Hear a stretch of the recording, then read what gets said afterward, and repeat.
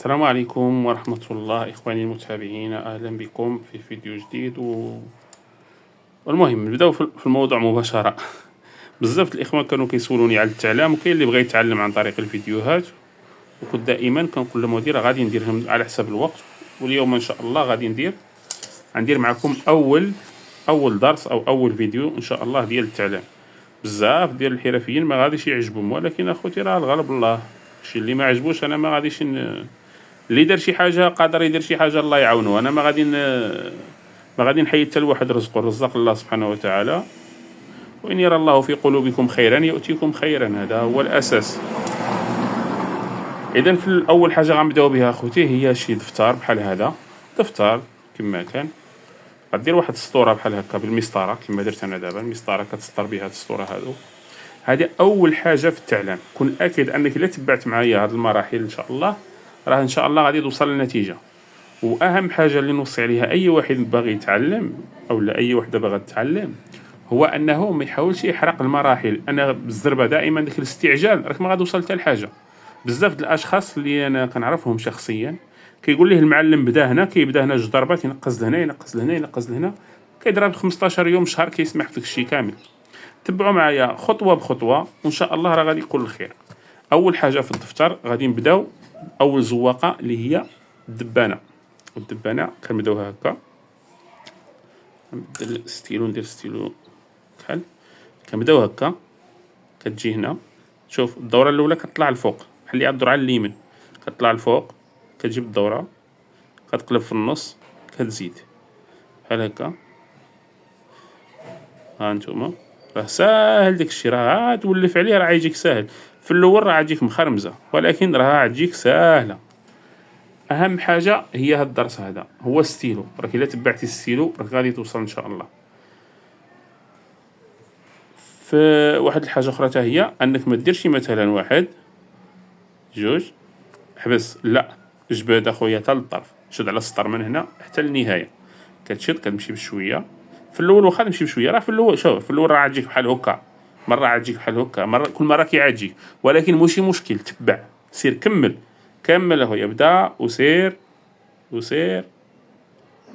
في الاول غتبدا بشويه، مع المده غتبدا زايد، وانت كتسربي راسك. ملي عاد تعلم لابس ستيلو عاد تبقى زايد وكتسربي راسك. هاد الحاله هادي عاد ديرها مثلا الا كان عندك الوقت ديال التعلم هو 4 ساعات مثلا في النهار، راك غادي دير ساعتين بحال هكا وساعتين في الماكينه. الساعتين الاولى بالستيلو عمر دبانه، غير الدبانه بوحدها. اول حاجه الدبانه ملي تقن الدبانه او لا تقنها بواحد النسبه ديال 70% حتى ل 90%، داك الساعه غادي تدوز للمرحله الثانيه الزواقه اللي ورا الدبانه. ومن بعد ما دير مثلا ساعتين ديال الدبانه بالستيلو غادي تدوز دير ساعتين ديال الماكينه، ولكن بلا طرسان.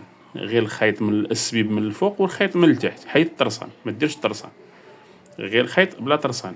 وملي غادي تخدم الا كنت داير الفيزلين بياض غدير الخيط بشي لون اخر من غير الابيض باش يبان. غادي تقلب من التحت وتشوف كي دايره الخدمه. بحال دابا هنا هذه الابيض في الابيض ما غتبانش. المهم انا نحاول نقرب التليفون مزيان. هاد الغرزه ديال الماكينه هذه اللي كتشوفوا هنا، ملي غدير خدم انت بلون اخر من غير الابيض راه غادي يبان هنايا كيفاش دايره. غادي تشوف الدبانه هنا كيفاش عامله، غادي تولي تحكم على العكس، على الظهر ديال الخدمه اللي انت ما كتشوفهاش بعينك بالخيط بوحدو. انت كتشوف السبيب من الفوق، من هنا يبان لك السبيب، ولكن من التحت دير السبيب حتى هو مختلف باش حتى مع نفسك ترتاح شويه. دير السبيب حتى هو مختلف باش كيبان من الفوق. مثلا هذا الثوب ابيض ندير له السبيب كحل، ومن التحت ندير الخيط زرق حمار كحل، ماشي مشكل كيف ما كان. وغادي تمشي بحال هكا. بهذه الطريقه هذه الا تبعتيها راك غادي ان شاء الله توصل. هذا اول حاجه اللي كما قلنا في التعلام هي ستيلو. وما نقطعش، ما نديرش جوج ونقطع. نبدا مثلا نمشي واحد المسافه،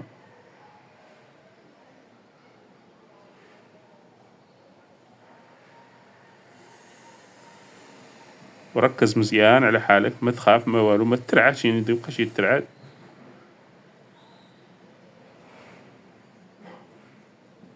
حتى النهايه السطر عاد تحبس. عاود نجي للسطر الثاني نفس الشيء. واخا تجيني الدبانة خسرة ما نقطعش نكمل، واخا تشوفها جات عوجة إذا نقول مع راسي في الثانية غنجيبها هي هادي ونكمل.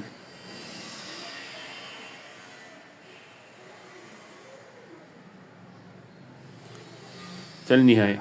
شحال من واحد غيقول مثلا الستيلو اش من دور عنده في التعلام؟ لا خويا، الستيلو راه نفس الطريقة اللي كدور بها الستيلو راه هي باش كدور الماكينة، نفس الحركة نفس الطريقة كيفما كيدور الستيلو كدور الماكينة، هي نيت نفس الشيء.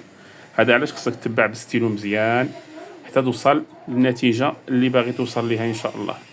الحاجة الثانية، كاين بعض الخوت اللي كيقول لي باغي نتعلم مثلا ساعة في النهار أو لا ساعتين في النهار. إلا كنت أخويا غتتعلم ساعة في النهار راه بلا ما تضيع وقتك، بلا ما تضيع وقتك وفلوسك. ما تعودش تتعلم ساعة في النهار اللي غادي تتعلم.